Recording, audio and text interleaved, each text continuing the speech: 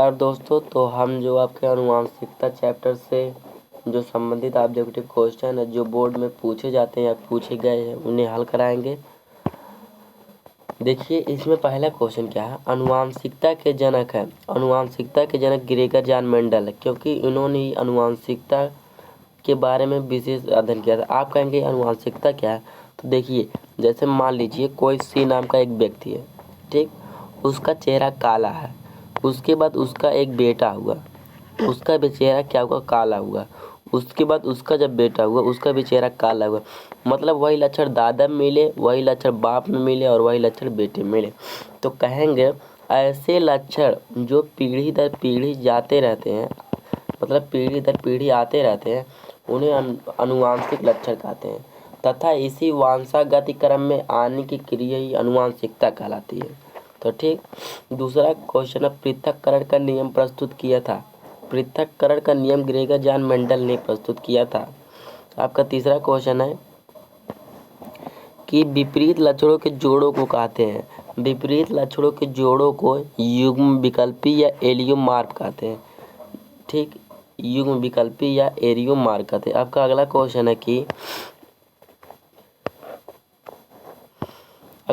है कि टीची मॉर्गन ने अपना आनुवंशिक प्रयोग किया था। जो टीची मॉर्गन था इन्होंने अपना आनुवंशिक प्रयोग किया था।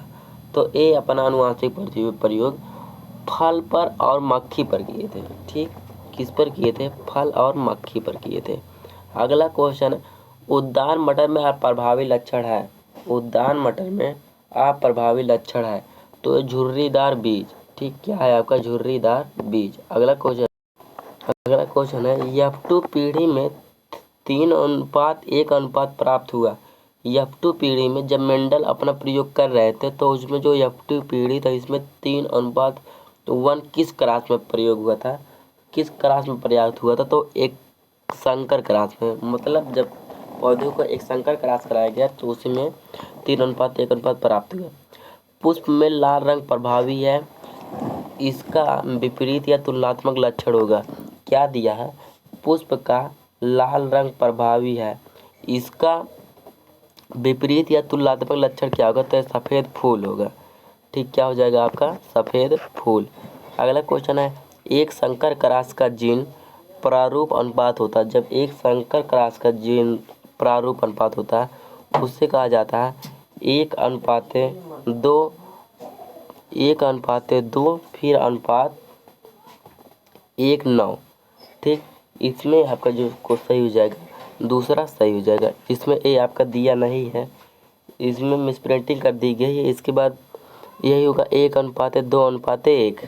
ठीक, 1:2:1। हम सोचे कि यहाँ पर 9 भी रहेगा, लेकिन सॉरी हमें डिस्टर्ब हो रहे थे, 1:2:1 होगा।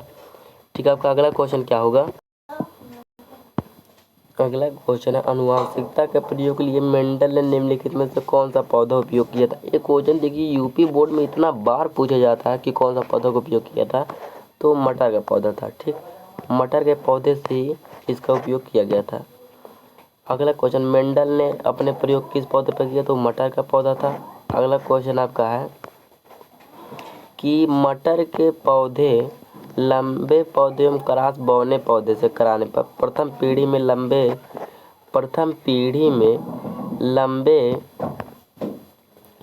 पौधे प्राप्त होते हैं।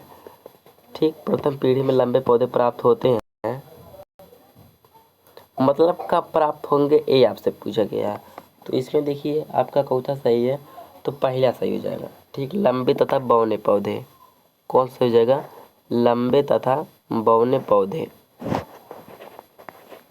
अगला क्वेश्चन, मनुष्य में गुणसूत्रों की संख्या 46 होती है। ठीक, कितने गुणसूत्र होते हैं, तो 23 जोड़े और संख्या कितनी है, तो 46। ठीक, अगला क्वेश्चन आपका, प्यूरिन क्षारक है। तो प्यूरिन जो क्षारक है ये आपका एडेनिन है। ठीक, देखिए डीएनए के मुख्य रूप से कितने क्षारक होते हैं, 2। एक होता है प्यूरिन, ठीक, एक प्यूरिन होता है, एक पायरिडमीन होता है। पायरिडमीन जो प्यूरिन होता है इसके अंतर्गत कौन कौन आता है, ए और जी। कौन कौन, ए और जी। इसके अंतर्गत टी और सी। जानते हो एजी कैसे याद करेंगे? पायरिन और प्यूरिन और पायरेडमिन, जो प्यूरिन होता है इसके अंतर्गत क्या था? ए और जी, और इसके अंतर्गत TC।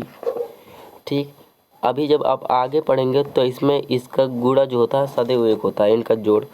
तो आप इसे याद कर लीजिएगा, जो एजी कहा जाता है कि जो नई जब औरतों की शादी हुई रहती तो अपनी बात दिखा थी एजी, अब एक रहा। ठीक, आपका अगला क्वेश्चन है कि निम्नलिखित में से कौन सा आनुवांशिक पदार्थ होता है? निम्नलिखित में से कौन सा आनुवांशिक पदार्थ होता है? तो इसमें जो आनुवांशिक पदार्थ है ये आपका DNA होता है। केंद्रक बना होता है, देखिए केंद्रक किसका बना होता है? केंद्रक जो आपका बना होता है ये न्यूक्लियो प्रोटीन का बना होता है। ठीक, किसका बना होता है? न्यूक्लियो प्रोटीन का। अगला क्वेश्चन है आपका,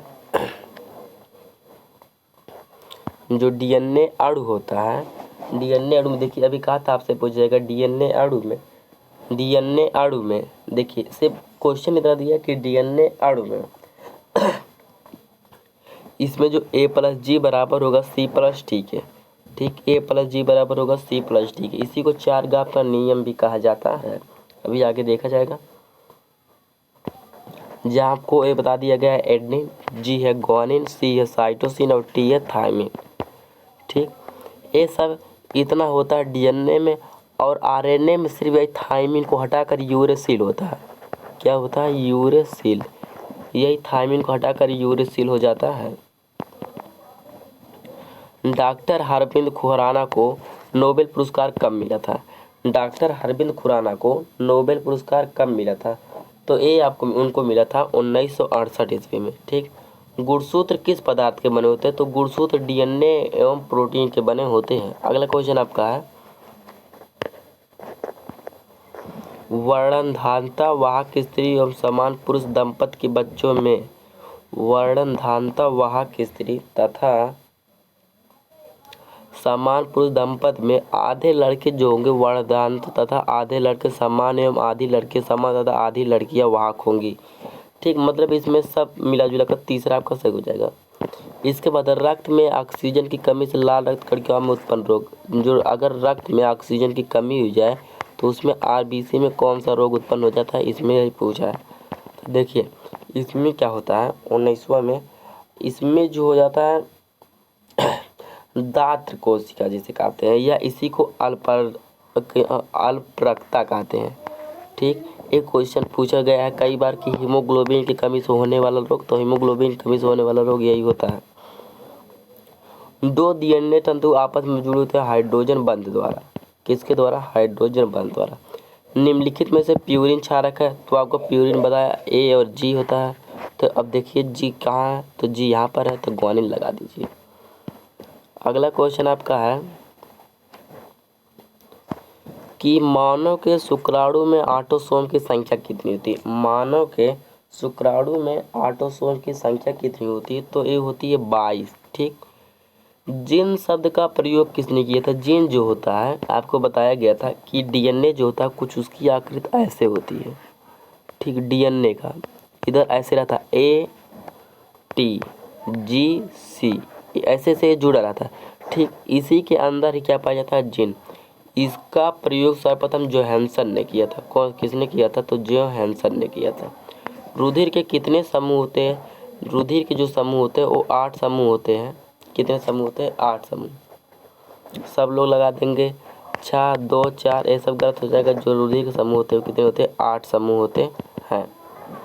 रासायनिक विकास के किस चरण में न्यूक्लियो प्रोटीन का निर्माण होता है? 25वां है कि इसमें पंचम सही हो जाएगा। ठीक, जीवन की उत्पत्ति हुई थी। जीवन की उत्पत्ति जो थी सागर में हुई थी। कहा जाता है कि जब पहले पानी बरसा था तो पानी के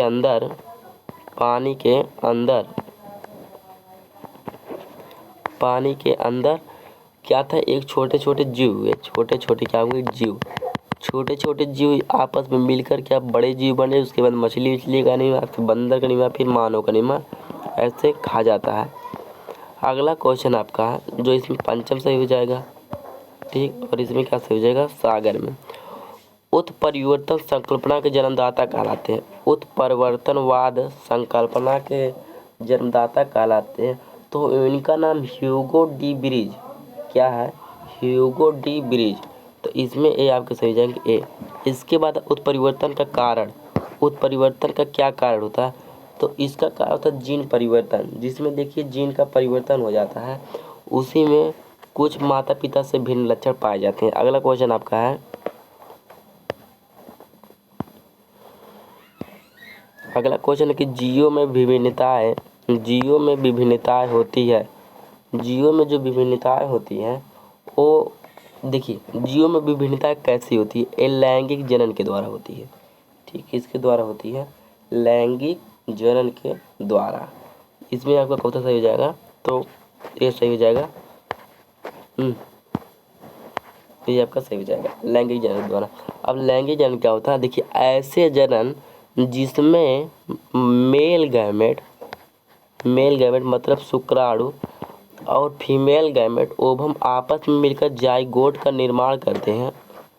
ठीक, जाइगोट का निर्माण करते हैं, उसी को ही क्या कहा जाता है, लैंगिक जनन। ठीक, उसी को क्या कहा जाता है, लैंगिक। जाइगोट के बाद फीटस बनता है, फीटस के बाद एम्ब्रॉय बनता है। ठीक, ये सही हो जाएगा। और अलैंगिक जनन जो होता है, कायिक विधि एक बहुत विधियों द्वारा होता है, ज़्यादातर पौधों में होता है। और कायिक जो जनन होता है ये सबसे ज़्यादा होता है हाइड्रा में, ये टूटने फूटने की विधि इसमें होती है। और अलैंगिक जनन इसमें मादा जो मादा रहेगी और जो नर रहेंगे वो एक ही में रहते हैं। ठीक, ये आपको कंफर्म हो गया। अगला क्वेश्चन आपका क्या, तीसरा लैमार्कवाद का मूल सिद्धांत है। लैमार्कवाद का मूल सिद्धांत उपार्जित लक्षणों की वासांगति, उपार्जित लक्षणों की वासांगति। जातियों की उत्पत्ति पुस्तक किसने लिखी थी, जातियों की जो उत्पत्ति पुस्तक थी ये किसने लिखी थी, ये मैं सोच रहा हूँ आपके लिए छोड़ दूँ। ठीक, इसे आप सब बताइएगा, नहीं जान लीजिए, ये डार्विन ने लिखी थी। किसने लिखी थी, डार्विन ने। जैव विकास का मूल स्रोत, जैव विकास का मूल स्रोत है, जैव विकास का जो मूल स्रोत होता है ये लैंगिक चयन, क्या होता है, लैंगिक चयन।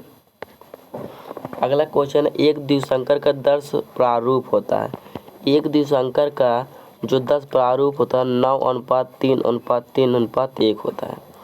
ठीक, अगला क्वेश्चन है, देखिए वही रिपीटेड क्वेश्चन है कि डीएनए में दोनों तत्व आपस में जुड़े होते हैं, तो आपको बताया था उसमें चौथा ऑप्शन सही था, इसमें पहला ऑप्शन सही है। ठीक, हाइड्रोजन बनता है। विषाणु किससे बने होते हैं, जो विषाणु होते हैं तो इसमें दिया किससे बने होते हैं, तो न्यूक्लियो प्रोटीन से बने होते हैं। समजात अंगों का उदाहरण, देखिए समजात मतलब क्या होता है, समान जात अंगों का उदाहरण है। देखिए हमारे पास क्या है, 2 पैर है, ठीक, और 2 हाथ है। ठीक, वैसे जो कुत्ते होते हैं उनके पास 2 पीछे वाला पैर रहता है, वही जो हाथ रहता है वही अग्रपाद रहता है। ठीक, तो वही क्या रहता है, अग्रपाद रहता है। और इसी प्रकार हमारे दांत तथा हाथी की दांत सेम ही है। ठीक, ये समजात अंग मतलब इसमें उपयुक्त सभी हो जाएगा। अगला क्वेश्चन है कि विकास की दृष्टि से मानव में सबसे निकटवर्ती है, मतलब मानव के बाद ऐसा कौन सा जीव है जो सबसे ज़्यादा विकास किया, तो उसका नाम चिंपैंजी होता है, क्योंकि इसे सबसे बुद्धिमान प्राणी माना जाता है। मानव के बाद दूसरा इसे ही सबसे बुद्धिमान प्राणी माना जाता है, क्योंकि जो ये होता है इससे सीखने की क्षमता बहुत तेज होती है।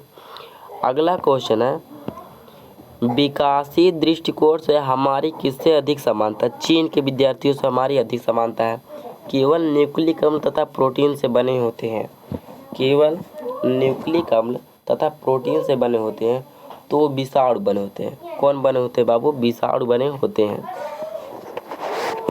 और जो जीवाणु होते हैं इनमें हिस्टोन प्रोटीन पाया जाता है, न्यूक्लिक अम्ल पाया जाता है।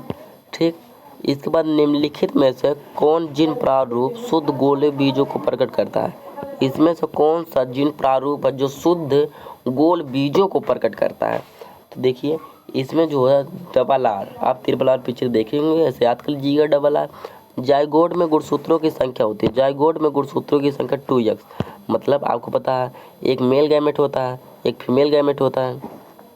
अगला क्वेश्चन क्या है आपका, केवल प्रोटीन्स बने होते हैं, ऐसा कौन है जो प्रोटीन का क्या बनता है? इसे प्रियांश कहते हैं। प्रियांश जो होता है, प्रोटीन के खोल को प्रियांश कहा ही जाता है। ठीक, प्रोटीन के खोल को प्रियांश कहा जाता है। अगला क्वेश्चन है कि मेंडल के अनुसार मटर के पौधे का जीन प्रारूप था, कि मेंडल के अनुसार जो मटर का पौधा था उसका जीन प्रारूप क्या था? तो इसमें आपका सही हो जाएगा तीसरा, स्मॉल टी। जो पौधे थे वो स्मॉल टी टाइप के थे। अगला क्वेश्चन है विज्ञान की वह शाखा जिसमें जीवाश्मों का अध्ययन किया जाता है। देखिए 2020 में पूछा गया है। विज्ञान की वह शाखा जो जीवाश्मों का अध्ययन कराती है वो पैलियोंटोलॉजी कहलाती है। ठीक, पैलियोंटोलॉजी। डीएनए पाया जाता है, तो डीएनए पाया जाता है आपके केंद्रक में पाया जाता है। अगला क्वेश्चन आपका है कि डार्विन के अनुसार नई प्रजातियों की उत्पत्ति हुई है। जो डार्विन है इनके अनुसार नई प्रजातियों की उत्पत्ति हुई तो प्राकृतिक वरण से। किससे? प्राकृतिक वरण से।